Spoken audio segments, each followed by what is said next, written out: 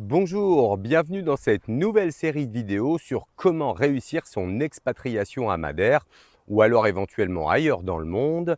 L'objectif va être de vous partager mon expérience, en vous donnant finalement ce que j'ai fait de bien, ce que j'ai fait de moins bien, pour vous permettre de gagner du temps et arriver au but d'avoir une expatriation heureuse et épanouissante comme la mienne.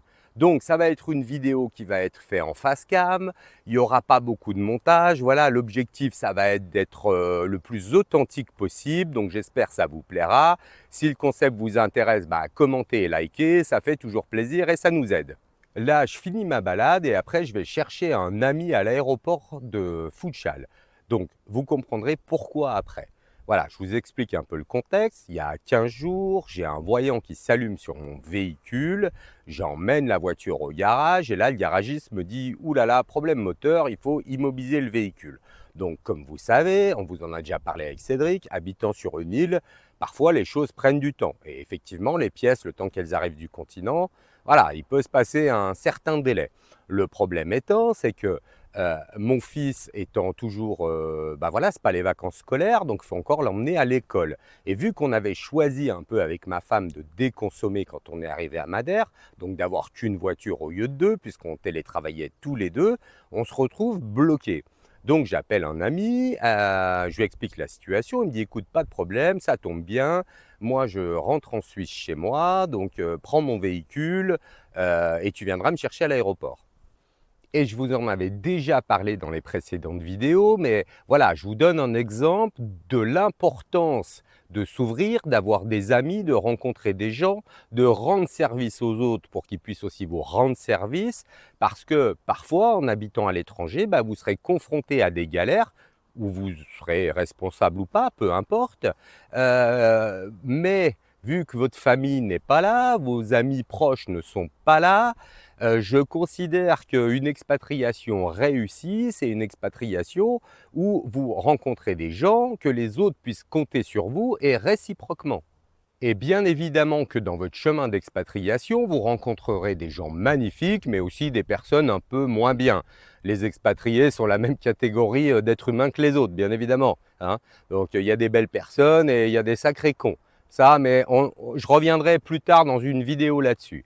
L'idée, c'est de vous dire que, en fait, il va falloir, même si vous êtes déçu, ne pas vous arrêter à ça, pas que ça vous blesse, parce que souvent, dans l'expatriation, il y a un cycle où, alors pas tout le monde, mais beaucoup de gens restent entre 3 et 4 ans. Donc, si vous continuez, vous restez, on va dire, sur une expérience négative, finalement, au bout d'un moment, vous risquez de vous retrouver tout seul et isolé. Et ça serait dommage. Alors, je dois vous avouer quelque chose, ici on a une chance incroyable parce que ça soit nos amis madériens ou alors nos autres amis expatriés, on est super bien entouré. Mais on a aussi fait de mauvaises rencontres. J'en ai une pour exemple qui m'a pas mal marqué, donc quand on est arrivé ici, je rencontre un mec, on sympathise et puis la vie étant la vie, il a un premier problème où il peut bien évidemment compter sur moi, un deuxième où il me demande assistance, où je suis là, idem pour le troisième. Et un coup, donc moi je rentre en France pour le boulot et ce jour-là, j'ai personne pour me récupérer à l'aéroport. Donc plutôt que payer un Bolt c'est l'équivalent d'un Uber, j'appelle ce pote en lui disant tu pourras venir me récupérer à l'aéroport. Et là il me dit écoute non je peux pas parce que blablabli blablabla. Je dis ah ok je comprends, voilà, je passe à autre chose. Et puis, quelques mois après, même chose, je repars pour mon travail en France et je me dis, tiens, je cogite, je dis, tiens, je vais le tester un petit peu. Donc, je l'appelle, je le préviens un peu tôt, lui dis, écoute, tu pourrais venir me chercher à l'aéroport de Funchal. Et là, pareil, blablabli, blablabla, des excuses, il ne peut pas venir. Mais, n'étant pas rancunier, je passe à autre chose. Puis en plus, peut-être que ces raisons étaient aussi valables, tu vois. Bon, ça reste dans un coin de ma tête, mais ça s'arrête là. Arrive le mois d'août, l'été, on reçoit un mail avec ma femme, donc c'est l'école internationale de notre fils, qui décide, voilà, sans nous prévenir, d'augmenter les tarifs mensuels de 35%. Donc je suis un peu véreux, j'appelle l'école, on se fâche avec eux, rien à faire, voilà, ils ne respectent pas la loi mais ils s'en foutent, tu vois. Donc j'appelle ce pote, je lui dis, bah écoute, est-ce que tu as vécu les mêmes choses? Est-ce que tu as pris la même augmentation que nous? Et là, le mec, il botte en touche, il veut pas me répondre directement. Donc, bon, je comprends pas trop. Je me dis, mais en fait, qu'est-ce qu'il essaye de me cacher? Puis quel est l'intérêt quand on est amis?